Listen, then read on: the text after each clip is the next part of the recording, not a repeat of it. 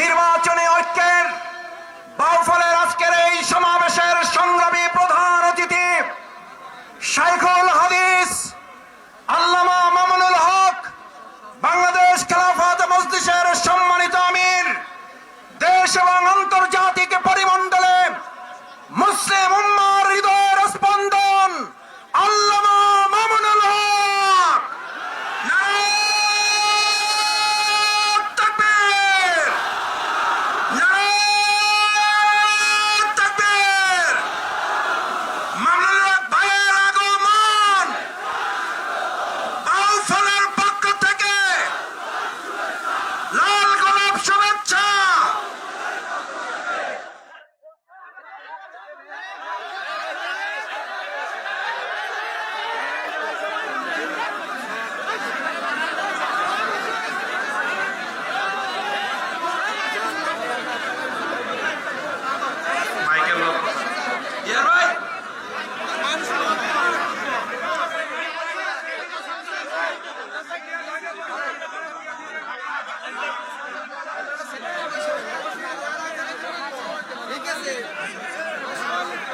السلام عليكم ورحمة الله.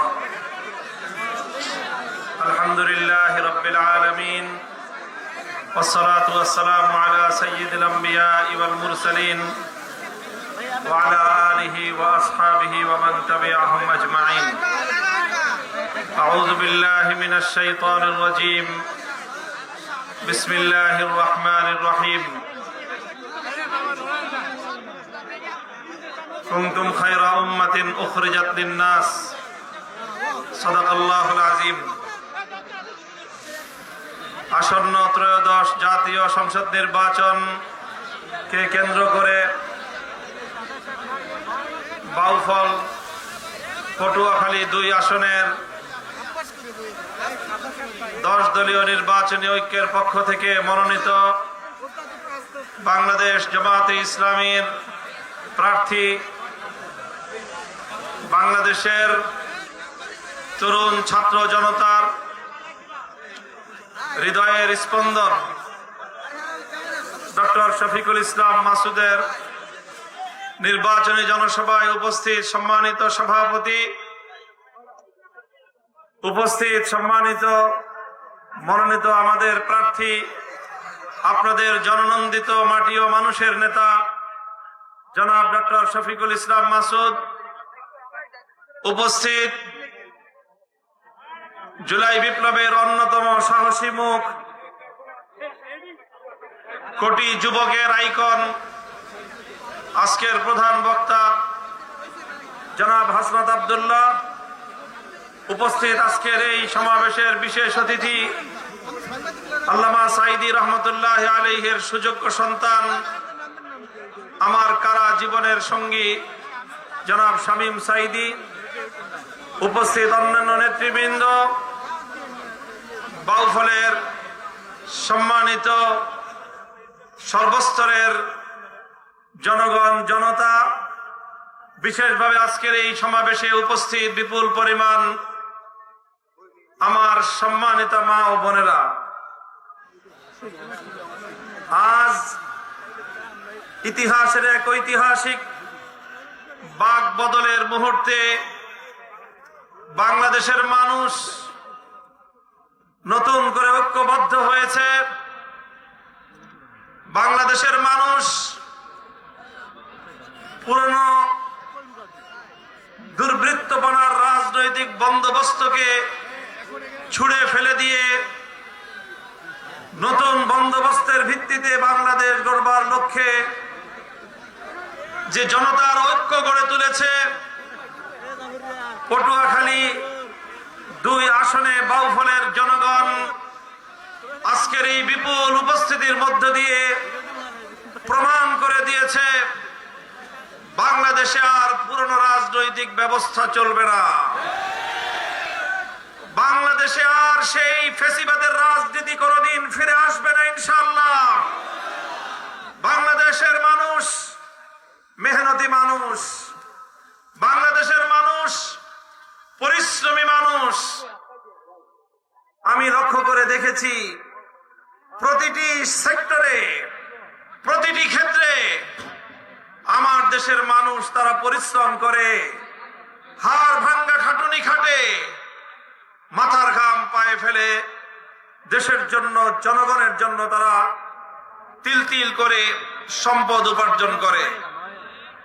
যারা কৃষক তারা ভোর 4টা-5টায় ঘুম থেকে উঠে ফসলের মাঠে যায়, দিনভর রোদে পুড়ে বৃষ্টিতে ভিজে মাঠে সোনার ফসল ফলায়।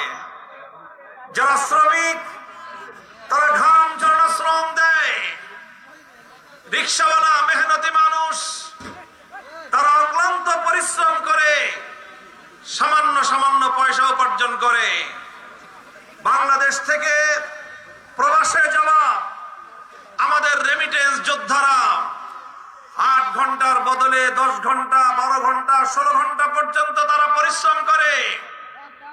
স্বপ্ন একটাই, তারা বিদেশ থেকে রেমিটেন্স পাঠায়, প্রবাস থেকে রেমিটেন্স পাঠায়, পরিবার একটু সুখ স্বাচ্ছন্দ্যে থাকবে, বাংলাদেশের ভাগ্যের পরিবর্তন হবে। এই স্বপ্ন নিয়ে কৃষক, শ্রমিক, মজদুর, মেহনতি মানুষ, প্রবাসী আমাদের ভাইয়েরা বোনেরা এইভাবে এই দেশটার জন্য তারা তাদের শুধু ঘাম ঝরানো নয়, রক্ত পানি করে তারা তিল তিল করে পয়সা উপার্জন করে। অথচ বিগত 54 বছর আমরা দেখেছি আমাদের এই মেহনতি মানুষের কষ্টার্জিত সম্পদ শাসক গোষ্ঠী শাসনের চেয়ারে বসে জনগণের সম্পদ দিয়ে দেশকে উন্নয়নের বদলে নিজেদের ব্যক্তি এবং দলের ভাগ্য গড়বার জন্য বিদেশগুলোতে বিভিন্ন দেশে তারা বেগম পাড়া গড়ে তোলে, লুটপাট চালায়। আর বাংলাদেশের মেহনতি মানুষের কপালে, আমার বাংলাদেশের নীতিবান মানুষের কপালে বারবার দুর্নীতিতে বিশ্ব চ্যাম্পিয়ন হওয়ার কলঙ্কের তিলক কেটে দেয়। এদেশের মানুষ অনেক শ্রম দিয়েছে, অনেক রক্ত দিয়েছে, অনেক জীবনের বিনিময়ে বাংলাদেশ আজ এ পর্যায়ে এসে উপনীত হয়েছে। বাংলাদেশের মানুষ বারবার আধিপত্যবাদের বিরুদ্ধে লড়াই করেছে। বাংলার মানুষ একবার ব্রিটিশ বেনিয়া আধিপত্যবাদের বিরুদ্ধে লড়াই করেছে। বাংলার মানুষ কলকাতার দাদাবাবুদের আধিপত্যবাদের বিরুদ্ধে লড়াই করেছে। বাংলার মানুষ পশ্চিম পাকিস্তানি খান পাঠানদের আধিপত্যবাদের বিরুদ্ধে লড়াই করেছে। তিনটি আধিপত্যবাদকে পরাস্ত করে বাংলার পূর্ব দিগন্তে স্বাধীনতার লাল টুকটুকে সূর্য উদিত হয়েছে। এরপরে দেশের মানুষ সেই লাল সূর্যকে বুকের রক্ত দিয়ে সবুজ পতাকার মধ্যখানে বৃত্ত আকারে বন্দী করে লাল সবুজের পতাকা নিয়ে বিশ্ব দরবারে মাথা তুলে দাঁড়াবার জন্য চেষ্টা করেছে। দুর্ভাগ্যজনক ভাবে স্বাধীনতার পর থেকে বাংলাদেশের মানুষের রক্তে রাঙা সেই স্বাধীনতার সুফল এদেশের মানুষ ঘরে তুলতে পারে নাই শাসক গোষ্ঠীর ব্যর্থতার কারণে, শাসক গোষ্ঠীর দুর্নীতির কারণে, শাসক গোষ্ঠীর চুরি এবং লুটপাটের কারণে বাংলাদেশের মানুষ কাঙ্ক্ষিত উন্নতি অর্জন করতে পারে নাই। আমাদের বাংলাদেশ এখনো পর্যন্ত সেই পর্যায়ে উপনীত হতে পারে নাই। আমাদেরকে শুধুমাত্র কথার ফুলঝুরি শোনানো হয়েছে, আমাদেরকে শুধুমাত্র উন্নয়নের রোল মডেলের গাল গল্প শোনানো হয়েছে। এই সকল গাল গল্প শুনিয়ে শুনিয়ে 30 লক্ষ কোটি টাকা বাংলাদেশ থেকে পাচার করা হয়েছে। সেই টাকাগুলো যদি পাচার না করা হতো, আমার দেশের মেহনতি মানুষের এই কষ্টার্জিত পয়সা দিয়ে বাংলাদেশ সিঙ্গাপুরের মতো উন্নত দেশে পরিণত হতে পারত, পারে নাই। কারণ আমরা জনগণ সৎ থাকলে কি হবে, আজও পর্যন্ত এদেশের মানুষের ভাগ্যে নীতিবান দুর্নীতিমুক্ত বাংলার মানুষের ভাগ্য গড়ার জন্য উপযুক্ত কোন শাসক গোষ্ঠী আমরা নির্বাচন করতে পারি নাই। বরং দীর্ঘ 15টা বছর আমরা শোষিত হয়েছি, গুম খুনের শিকার হয়েছি। আলেম ওলামা সহ এদেশের ইসলামী নেতৃত্বকে ধরে ধরে ফাঁসির কাস্টে ঝুলানো হয়েছে। এদেশের মায়ের বুক খালি করা হয়েছে। এদেশের যুবকদেরকে গুম করে করে বাংলার মাটিকে শ্মশানে পরিণত করা হয়েছে। যখন নির্যাতনে এদেশের মানুষের পিঠ দেয়ালে ঠেকে গেল, এদেশের মানুষ যখন পিঠ দেয়ালে ঠেকে গেল, সর্ববৃহৎ রাজনৈতিক দলের কাছ থেকে আমরা বারবার হতাশ হলাম। ঈদের পরে নির্বাচন, ঈদের পরে আন্দোলন হবে, ঈদের পরে আন্দোলন হবে। ঈদ আর আসলো না। বৃহৎ রাজনৈতিক দলগুলোর পক্ষ থেকে এদেশের মানুষ আর কোন স্বৈরতন্ত্রের বিরুদ্ধে লড়াকু কোন আন্দোলনও দেখতে পেল না।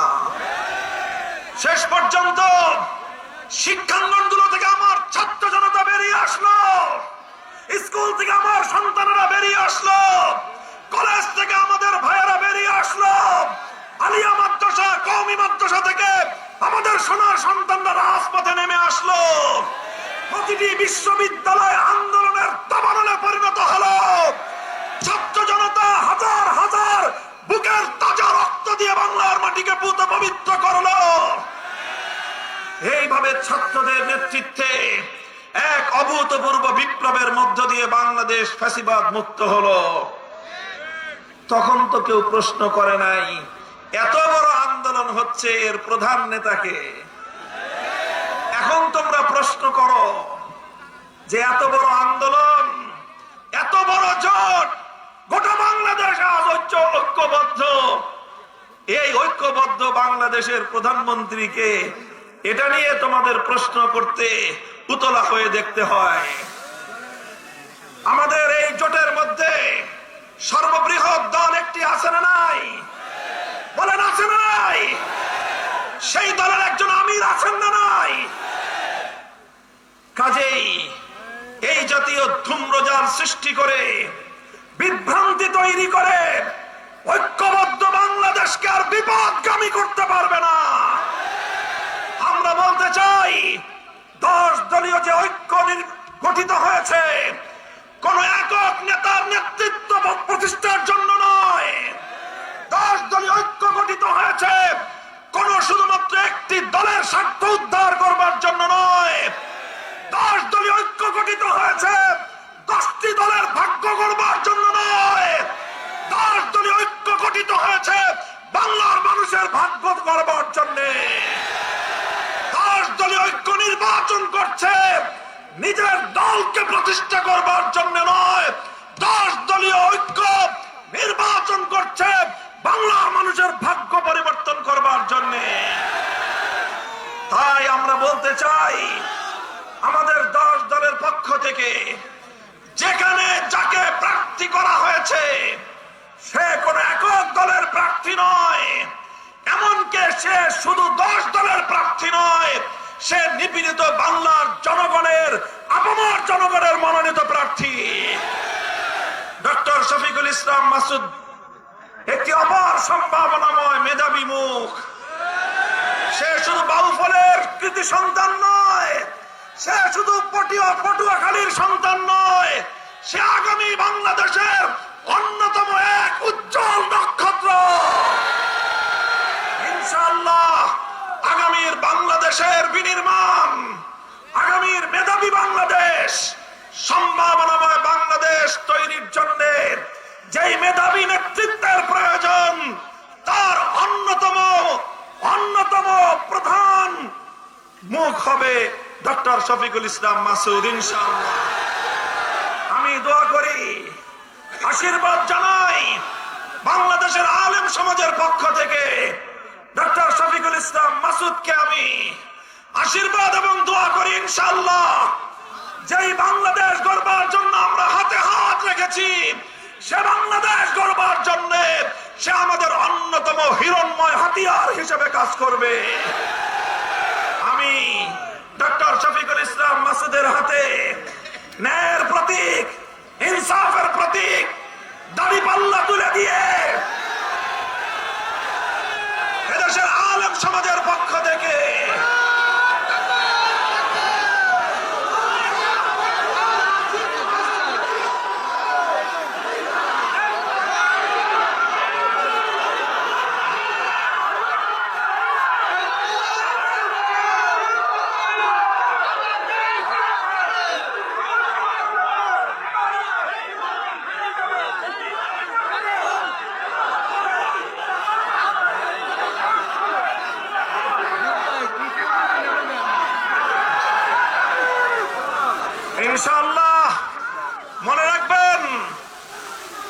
কোন কোন আসনে আমাদের এক এক আসনে প্রতীক এক একটা হতে পারে। আমরা 10টি দল, আমাদের দলীয় নাম ভিন্ন হতে পারে, কিন্তু আজকে বাংলাদেশকে নতুন ভাবে তৈরির জন্য পরিবর্তনের যেই ধারা জুলাই বিপ্লবের মাধ্যমে সূচিত হয়েছে, জুলাই বিপ্লবের মাধ্যমে সূচিত সংস্কার এবং সেই পরিবর্তনের ধারাকে সফলতার দ্বার প্রান্তে উপনীত করার জন্য আগামী 12ই ফেব্রুয়ারির ত্রয়োদশ জাতীয় সংসদ নির্বাচনে 10 দলীয় ঐক্যের প্রার্থীদেরকে নির্বাচিত করতে হবে, ভোট দিতে হবে এবং তাদের গলায় বিজয়ের মালা তুলে দিতে হবে ইনশাআল্লাহ। আমি আশ্চর্যান্বিত হয়ে লক্ষ্য করছি 10 দলীয় ঐক্যের অধীনে, 10 দলীয় ঐক্যের নেতৃত্বে মুক্তিকামী বাংলার মানুষ আজ যেভাবে মাঠে ময়দানে ঝাঁপিয়ে পড়েছে, জনতার যে বাঁধ ভাঙ্গা স্রোত শুরু হয়েছে, এটা দেখে আধিপত্যবাদী শক্তি এবং তাদের বাংলাদেশি এজেন্টদের মাথা খারাপ হয়ে গিয়েছে। যারা মনে করেছিল যে আবার নতুন কোন দালাল অথবা দোসর সৃষ্টি করে বাংলাদেশটাকে ভিন দেশিরা লুটে পুটে খাবে, লক্ষ্য করে শুনুন, ভিন দেশি শক্তি, বিদেশি আধিপত্যবাদী শক্তি যুগের পর যুগ, বছরের পর বছর বাংলার মানুষের মাথার উপর তাদের দোসর এবং সেবাদারদেরকে বসিয়ে বাংলাদেশ থেকে তারা রক্ত চুষে খেয়েছে, লুটে পুটে খেয়েছে। এক দোসরের দিন শেষ হলে নতুন আর এক দোসরকে বসানোর জন্য তারা পায়তারা চালিয়েছে। এবার বাংলার মানুষ ঐক্যবদ্ধ হয়েছে, আর কোন দোসরের চেহারা তারা দেখতে চায় না। বাংলার মানুষ এবার নিজেদের ভাগ্য নিজেরাই করতে চায়, তাই তারা দিশেহারা হয়ে পড়েছে, যা তা বলা শুরু করেছে। এটা প্রমাণ করে যে তারা তাদের পরাজয়ের পূর্ণ আভাস দেখতে পাচ্ছে। আমরা পরিষ্কার ভাষায় বলি, ইনসাফের যে বাংলাদেশ গড়বার জন্য শরীফ ওসমান হাদিরা শাহাদাত বরণ করেছে, আমাদের ভাইয়েরা যে ইনসাফের জন্য রক্ত দিয়েছে, ব্যালট বিপ্লবের মাধ্যমে ইনসাফের বাংলাদেশ আমরা গড়েই ছাড়বো ইনশাআল্লাহ। আমরা যদি ব্যালট বিপ্লবের মাধ্যমে ইনসাফের বাংলাদেশ গড়তে না পারি, জুলাই বিপ্লব সার্থক হবে না। এবারের নির্বাচন একদিকে সংসদ নির্বাচন, আরেকদিকে জুলাই সনদ বাস্তবায়নের গণভোটের নির্বাচন। মনে রাখবেন, সংসদ নির্বাচন 5 বছর পর পর আসে, কিন্তু এমন সনদ বাস্তবায়নের এই নির্বাচন গণভোট, এটা কিন্তু অর্ধ শতাব্দীতে একবারের বেশি আসে না। তাই গণভোটে জুলাই সনদকে আইনি ভিত্তি কার্যকর করার মধ্য দিয়ে ফ্যাসিবাদের দুয়ার চিরতরে বন্ধ করতে হবে। যারা ফ্যাসিবাদী বন্দোবস্ত ধ্বংস করতে চায় না, বরং আবার ফ্যাসিবাদকে ফিরিয়ে আনতে চায়, তারা আজকে দ্বিধান্বিত, তারা আজকে দ্বিধাগ্রস্ত। তারা দিনের আলোতে বলে গণভোটে হা বাক্সে সিল মারবা, রাতের অন্ধকারে আবার বলে না বাক্সে সিল মারবা। আমি আপনাদেরকে জিজ্ঞাসা করি, যারা প্রকাশ্যে এক কথা বলে আবার গোপনে আরেক কথা বলে, আপনাদের দেশে তাদেরকে কি বলা হয়? বাংলার মানুষ আর কোনদিন মুনাফিকের রাজনীতিতে আস্থা রাখতে পারে না। এদেশের মানুষকে অনেক ভৌতাবাজি হয়েছে, অনেক প্রতারণা হয়েছে। এবার রাজপথে আমরা সব ভৌতাবাজি মোকাবেলা করব। 12ই ফেব্রুয়ারি ব্যালটের মাধ্যমে মুনাফিককে চূড়ান্ত ভাবে আমরা বাংলা থেকে উৎখাত করে দিব ইনশাআল্লাহ। আমার মা বোনেরা, আমি আপনাদেরকে বিশেষভাবে অনুরোধ করি, আপনারা নতুন বাংলাদেশ গড়বার ক্ষেত্রে সবচেয়ে বেশি ত্যাগ দিয়েছেন। আপনাদের কলিজার টুকরা সন্তানগুলোকে আমাদের মায়েরা জুলাই যুদ্ধের সময় আপনারা যুদ্ধের রণাঙ্গনে পাঠিয়ে দিয়েছেন। বলেছেন, আমার সন্তান তুমি যদি শহীদ হও, আমার এক দুলালের রক্ত দিয়ে লক্ষ মায়ের সন্তানরা মুক্তি পাবে। বাংলার সেই বীরাঙ্গনা মা জাতিকে আমি সালাম জানাই। আপনারা আগামীর বাংলাদেশ গড়বার জন্য, আপনাদের সন্তানদের রক্তকে সার্থক করবার জন্য ঘরে ঘরে যাবেন, মানুষকে বলবেন, বাংলাদেশের মানুষ, আলেম সমাজ, এদেশের ধর্মপ্রাণ মানুষ, এদেশের জুলাই বিপ্লবীরা, দেশ প্রেমিক শক্তি সকলে আজ ঐক্যবদ্ধ হয়েছে। কাজেই এই সুযোগ যদি হাতছাড়া করি আমরা, তাহলে আবার নতুন করে এমন আরেকটি সুযোগ তৈরি হতে বহুদিন সময় লেগে যাবে। কাজেই এই সুবর্ণ সুযোগকে হাতছাড়া করা যাবে না। বাংলাদেশ জামাতে ইসলামী, জাতীয় নাগরিক party NCP, Bangladesh Khelafat Majlis, AB party সহ 10টি দল আমরা হাতে হাত রেখে আজ ঐক্যবদ্ধ হয়েছি। আমাদের কোন ভাই তারা আমাদের সাথে থাকবেন কি থাকবেন না দ্বিধান্বিত আছেন। আমি আপনাদেরকে একটা কথা বলতে চাই, আলাদা আলাদা নির্বাচন করার বহু সময় আছে, বহু সময় থাকবে। এবার ইনসাফের জোটকে, এবার ইনসাফের ঐক্যকে বিজয়ী করতে না পারলে ইতিহাসের দায় আমরা কোনোদিন শোধ করতে পারবো না। দল মতের ঊর্ধ্বে উঠে ডক্টর শফিকুল ইসলাম মাসুদ একজন সজ্জন মানুষ, জনদরদী মানুষ, তুমুল জনপ্রিয় ছাত্র নেতা, আগামীর বাংলাদেশের অন্যতম মেধাবী মুখ। এদেশের আলেমদের প্রতি তার অসাধারণ শ্রদ্ধা এবং ভালোবাসা, বিনয়ী একজন মানুষ। এইরকম একজন মানুষ যদি বাউফল থেকে নির্বাচিত না হয়, বাউফল মানুষের জন্য এটা হবে দুর্ভাগ্যের বিষয়। তাই আমি সকল আলেম ওলামাদেরকে, ইমাম সাহেবানদেরকে, সকল ধর্মপ্রাণ মানুষকে, ধর্ম বর্ণ নির্বিশেষে, হিন্দু বৌদ্ধ খ্রিস্টান সকলকেই আমি আমার উদাত্ত আহ্বান জানাবো, আপনারা সকলেই ঐক্যবদ্ধ হয়ে ডক্টর শফিকুল ইসলাম মাসুদকে নির্বাচিত করবেন। ইনশাআল্লাহ আমি আপনাদেরকে কথা দিচ্ছি, আমরা ইনসাফের উন্নত সমৃদ্ধ বাউফল উপহার দেব ইনশাআল্লাহ থাকবেন তো? 10 দলীয় ঐক্য জিন্দাবাদ, বাংলাদেশ খেলাফত মজলিস জিন্দাবাদ, বীর বাংলাদেশ জিন্দাবাদ, ইনকিলাব জিন্দাবাদ। আসসালামু আলাইকুম ওয়া রাহমাতুল্লাহ।